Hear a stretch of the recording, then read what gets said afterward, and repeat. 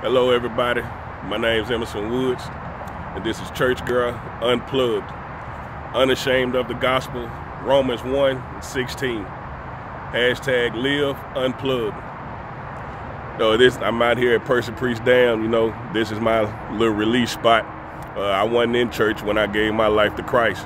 I was at work on the shipping dock. So it's not all about, being in the church. When you give your life to Christ, God can hear you anywhere you are in your life, wherever you are. As men, a lot of times we keep so much stuff built in, ashamed of what we've been through in our past, ashamed of what we're going through now, like no one understands, who can I talk to? And it's not until we open up and we talk to somebody that we get that release. And for years, many years, I did the same thing, holding in all of that pressure is not good for our health. It plays on your mind. You have self-talk. You talk yourself out of a whole lot of things, even become suicidal. I dealt with the issue of suicide for a long time. My father committed suicide a month before I was born, and I dealt with that for years and years. I dealt with that, and then, it passed me. I finally cried out to God, and God saved me. But who would have thought, last year, my 14-year-old son would do the same thing. And I struggled with that, and it hurt. And it put me into, a state of depression. I really didn't want to talk. I really didn't want to be bothered with nobody. My wife tried to get me to go to counseling, tried to get me to go to grief groups. And, I really didn't want to because I was hurt. And I really didn't want to be bothered. I didn't like life. I even had to take my gun to the pawn shop and get rid of it for a while because I didn't even want to see a gun.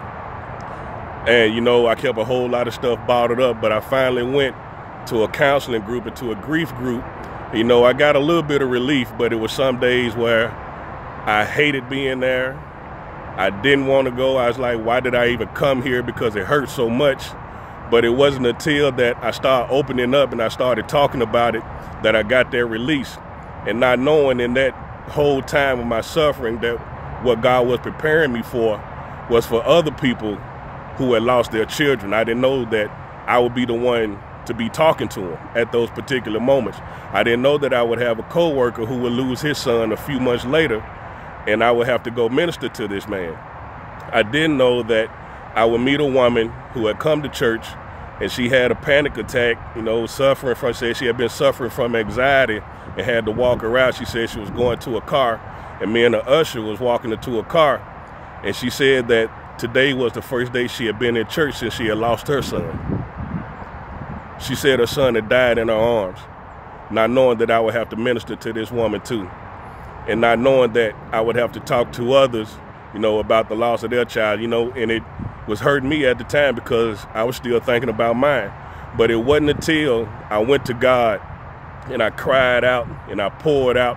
The Bible says, David said, this poor man cried and the Lord heard him and delivered him from all of his troubles.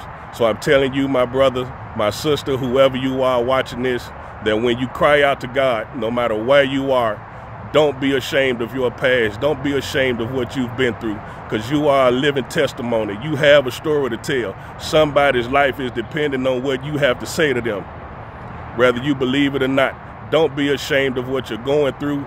It's only to build you, build your character, build you up to make you stronger. So when that time comes, you can tell your story, and don't be ashamed to tell it. My name is Emerson Woods. I'm unashamed of the gospel. Church Girl Unplugged. Be blessed.